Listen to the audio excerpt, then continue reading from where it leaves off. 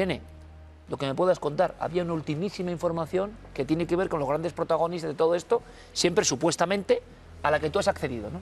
Eso es, Julio Martínez pues es un hombre que conocía bien el Partido Socialista, especialmente a su amigo José Luis Rodríguez Zapatero, al que veía pues varias veces por semana, con el que tenía contacto directo y para el que él hizo muchas gestiones que luego acabaron también en cosas del Partido Socialista, porque José Luis Rodríguez Zapatero, aparte de dejar la presidencia, pues ha seguido como siendo ese presidente la sombra que controlaba los hilos del partido y que colocaba a la gente. Y es que José Luis Rodríguez Zapatero ha tenido contacto con Pedro Sánchez, con el presidente del Gobierno, le ha trasladado que va a ir desmontando una a una las acusaciones que le ha hecho la UDEF, que ese es el motivo por el que le ha pedido a su abogado que se posponga esta declaración para que se puedan estudiar todo el sumario, que es esa ingente mare magnum de cosas que hay, y que puede haber hecho algunas cosas mal, pero que no ha cometido delitos penales. Sorprendentemente, el expresidente está tranquilo, o eso hace aparentar. No es una situación fácil, pero él se muestra así, no sabemos si de fachada o si es verdad lo que siente, y bueno, pues está preparando su defensa y le ha trasladado al presidente del Gobierno que tranquilidad para que continúe adelante la legislatura. Según en Etavera, OK Diario, ha podido hacer algunas cosas mal, pero no delitos penales. Eso Última hora, esto ha ocurrido hoy, por tanto. Hoy. Olmo, las agendas. Yo ¿De creo acuerdo con que lo que ha contado Bea? Yo creo que son muy reveladoras, sobre todo porque contienen datos sobre operaciones que hasta ahora no habían sido descifradas por los investigadores. Es verdad que son anotaciones parciales, es muy difícil de esas agendas concluir o extrapolar detalles suficientes para incriminar a cualquiera de los implicados en algún episodio, pero sirve para combinarlo con otra información que aparece en otros documentos, en correos electrónicos, en llamadas, para construir un relato que claramente demuestra que había una organización criminal que operaba en dos planos. Por un lado estaba el plano político y por otro lado estaba el plano empresarial. Es verdad que el plano político era necesario para luego poder vender influencia. Por eso las agendas son tan diferentes de alguna manera, ¿no? Bueno, al final la trama de Zapatero necesitaba una coartada institucional, una coartada pública para justificar esos viajes continuos a Venezuela, a China, esa influencia que ejercía sobre la dictadura chavista, sobre la relación que tenía tan preferente, tan especial con el régimen comunista de Pekín y también la influencia sobre el gobierno de Pedro Sánchez. Sin esa influencia no habría podido tampoco ofrecerse ante todo tipo de empresarios y todo tipo de países para actuar como un conseguidor, una especie de relaciones públicas. Yo llevo mucho tiempo investigando a Zapatero y siempre insinué, porque no tenía la demostración todavía, pero ahora ya por suerte pues hay muchos datos que lo avalan, que él, debajo de esa fachada de faro de moral de Occidente, debajo de esa supuesta imagen de luchador incansable por la defensa de los derechos humanos, en realidad lo que había era una persona, un inmoral que estaba haciendo negocio con el sufrimiento de los venezolanos. Y creo que es evidente que alguien que estaba forrándose con el gobierno de Maduro y Delcy Rodríguez no era un mediador cualificado ni tenía ningún interés en que Venezuela se convirtiera en una democracia, porque todas esas personas que estaban contribuyendo a aumentar sus ingresos y los de sus hijas tenían que seguir sí o sí en sus cargos para que él siguiera haciendo negocio. Creo que esta agenda lo demuestra y que cuando de vez en cuando se producía la liberación de un preso político o la extradición o el asilo en España de estos presos, en realidad lo que estaba haciendo Zapatero era un servicio al chavismo. Estaba quitándole de en medio a Maduro líderes políticos que incomodaban a la dictadura. Les estaba dejando sin voz, los estaba trayendo a España para que aquí pasaran al ostracismo. Muy poca gente sabe que Edmundo González hoy en día está aquí, está en Madrid, pero nadie le hace caso. Es como un desaparecido de la historia, Cuando ¿no? María Corina Machado, en pleno proceso electoral, fue apartada con una decisión judicial claramente ilegal de la carrera electoral, Zapatero dijo públicamente que en realidad eso no era muy importante, que lo importante era que se iban a celebrar elecciones. Elecciones que solo sirvieron para generar una coartada nueva. No oímos nunca a Zapatero, ni lo vamos a oír. Él ha sido un colaborador necesario del régimen, porque al mismo tiempo que estaba ayudándolo políticamente, estaba cobrando de empresarios y estaba cobrando del chavismo. Y creo que esa agenda lo demuestra. Y esto va más allá de las connotaciones penales. Esto, yo estoy haciendo también una interpretación que va más ética profundo, o moral. que una serie de supuestos arreglos o amaños o lo que sea. Y no caigamos en el error de reducirlo todo a un tema puramente judicial. Ya. Porque eso es algo que el Partido Socialista ha intentado, sobre todo desde que estalló el caso de Begoña Gómez, en convertirlo todo en algo puramente judicial. Que, por cierto, luego hablamos de eso, la política tiene que estar por encima de la justicia. Hay cosas que son inmorales, que a lo mejor no son ilegales, pero son inmorales, o incluso son mentiras simplemente. Y en este caso Zapatero ha dejado unas cuantas. Y yo creo que a los políticos, y sobre todo a los periodistas que trabajamos con la palabra, hay que exigirles a los políticos que la valoren, que la tengan en cuenta y que no menosprecien a los ciudadanos engañándoles. Ahora hablaremos, pues sacaste información también sobre lo que está pasando con Begoña. Alejandro. Bueno, yo creo que el hecho de que hayamos conocido el contenido de las agendas de Julito, el presunto testaferro de Zapatero, es muy positivo, no solo porque dibuja el mapa completo de los negocios que tenía la red, el circuito que está investigando la Policía Nacional y la Audiencia Nacional, sino porque hemos podido también cuantificar la rentabilidad de todos esos negocios. En una de las páginas de las agendas se desgrana punto por punto cuánto iban a ganar cada mes, dependiendo de cada uno de los negocios, ¿no? Se hace referencia a que iban a facturar más de medio millón de euros mensuales como consecuencia de la compraventa de petróleo, también como consecuencia de la compraventa de oro, de asfalto, y eso es algo enormemente llamativo que sirve para poder cuantificar lo rentable que iba a ser toda esta trama. En la agenda también se hace referencia a la existencia de unos terrenos en los que Julito iba a invertir, y esos terrenos iban a ser para José Luis Rodríguez Zapatero.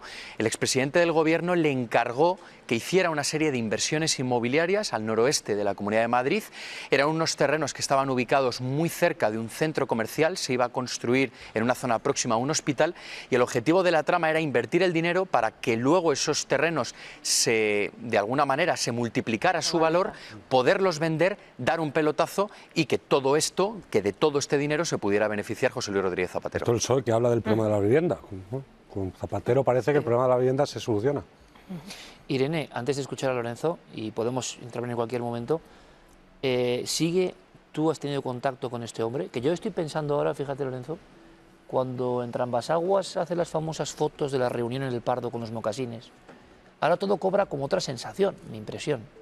Pero la gallardía de sacarlo ahí, jeje, claro, incluso muchos compañeros te atacaron, porque esto era todo un montaje. Pues lo de siempre, un bulo.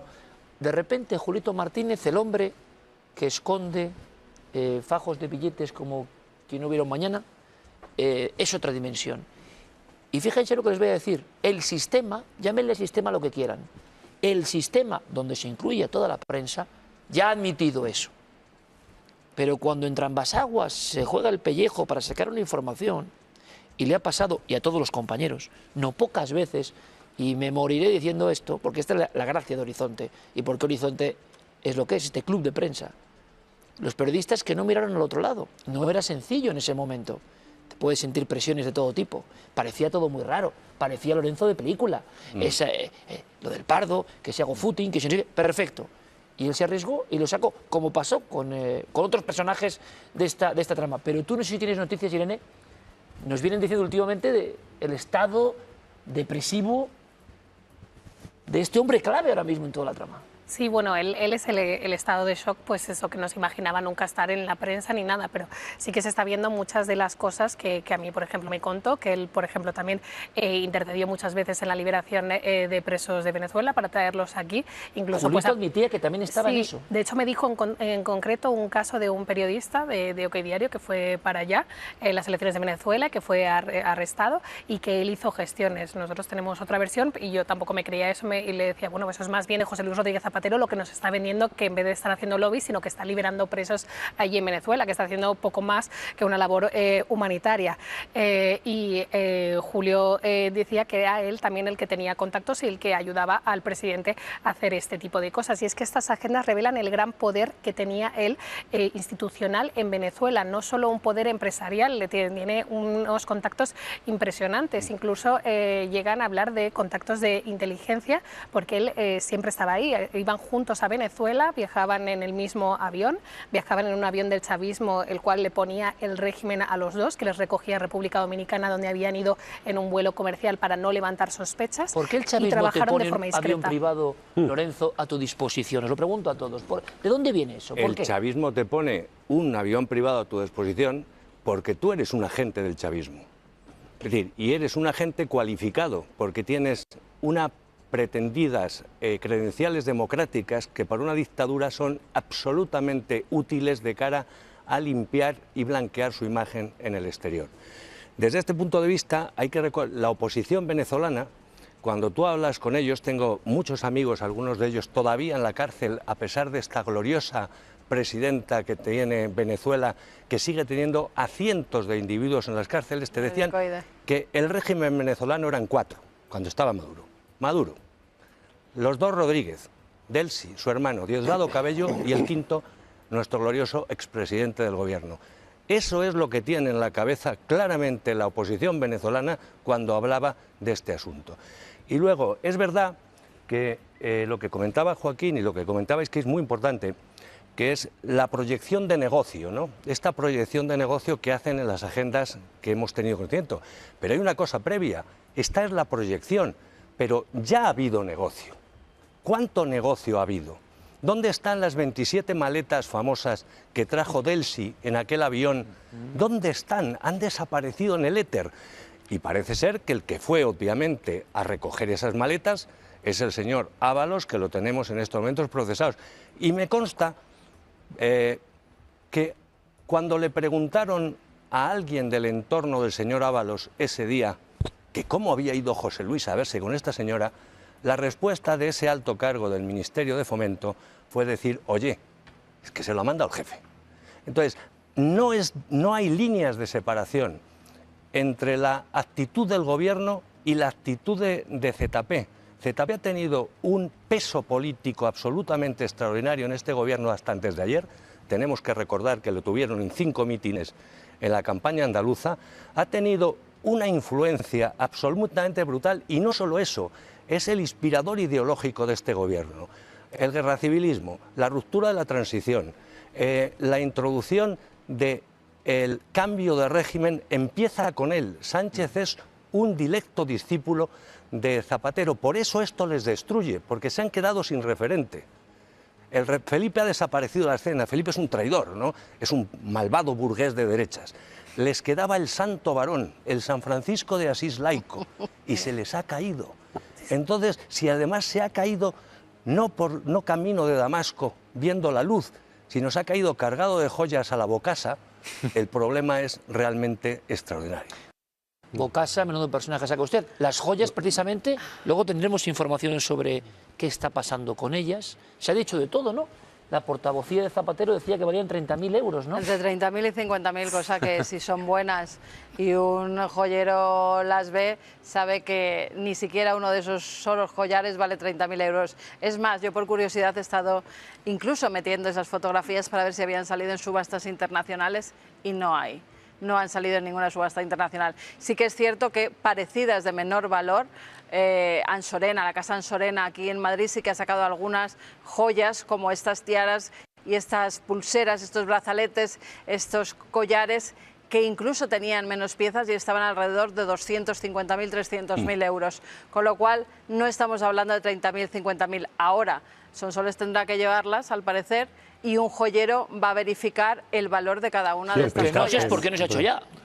Bueno, aquí lo hemos analizado con cogido. el presidente ayer. que tiene que verlas. Se va a encargar de hacer un peritaje de las joyas con un joyero, pero sé que José Luis Rodríguez Zapatero también va a hacer otro, va a pedirlo, para demostrar que no son de tanto valor como se está diciendo en los medios de comunicación. Que acaba de haber una guerra de las joyas. Sí, bueno, va a empezar. A ver, mira, al final la estrategia de Zapatero también va a ser intentar, la estrategia jurídica va a ser intentar echar en cualquier error que haya de la instrucción la causa abajo. Para eso tiene un abogado que es ¿Y es tan sencillo hacer eso? A mí todo el mundo está hablando de abogado penalista. Depende, con Calama es muy difícil. Con Calama eso es muy difícil porque es un juez que cuando hace los autos y todas las instrucciones no deja... Preciso. No es peinado, por ejemplo, que sí que ha podido cometer algún error y la audiencia le ha tenido que llamar la atención. En eso cada juez luego tiene su forma de trabajar y Calama precisamente no es de esos. Pero sí que, por ejemplo, una guerra con la caja de seguridad. ¿Por qué? Porque no querían al principio que se abriera y demás y se negaba el abogado. Al final se van a buscar causas de nulidad durante todo el proceso para intentar... ¿Fue Gertrudis, la secretaria, quien dijo que se podía abrir la... El abogado. El abogado, perdón, El abogado. vale. Porque El Gertrudis abogado. luego tiene algo... Que no estaban... Que No quería al principio, no que no tenía querían, la llave. que iban a colaborar, Dime pero algo, que no Lorenzo, porque voy a estaban... conectar con Kiko Ersedo, que el mundo acaba de sacar una cosa que tiene que Rapidísimo conocer. en la línea de lo que comentas. ¿Por qué ante una imputación penal tú no eliges de abogado un penalista? Eliges a un procesalista, que es lo que él ha elegido. Con lo cual, obviamente, la estrategia de defensa es intentar buscar vicios de procedimiento y nulidad de pruebas. Para eso es para lo que tienes un procesalista. Si no hubieras contratado a un penalista, y además el procesalista lo que intenta es llevar, obviamente, al procedimiento en vez de al fondo del asunto el caso. Es muy interesante la estrategia. Oye, Lorenzo, tú ya eres un personaje muy conocido antes de venir a Horizonte, pero obviamente, como pasa con Horizonte, no, ya te lo dije el primer día, el eco de Horizonte es maravilloso a todos los niveles. Tú asesoras a empresas importantísimas en este país. El mundo de la empresa ahora mismo, porque es un mundo que siempre permanece, ¿verdad? Como que no se moja, no es... Si te puedo contar, ¿cómo está viviendo esta serie la gente que depende, la Hombre, columna algunos se mojaban económica? mucho, ¿eh? Claro Porque que sí. estaban empresarios metidos en todos estos follones. Pero la gente del Algunos IBEX 35, corruptibles. la gente que tiene mucho poder, la gente que Lorenzo conoce, habla con ellos y les hace sus ¿hay alguna sensación de lo que está ocurriendo? ¿Se lo creen, no se lo creen? Hay una enorme preocupación desde el punto de vista reputacional del país y, por lo tanto, el impacto que eso tiene sobre las compañías.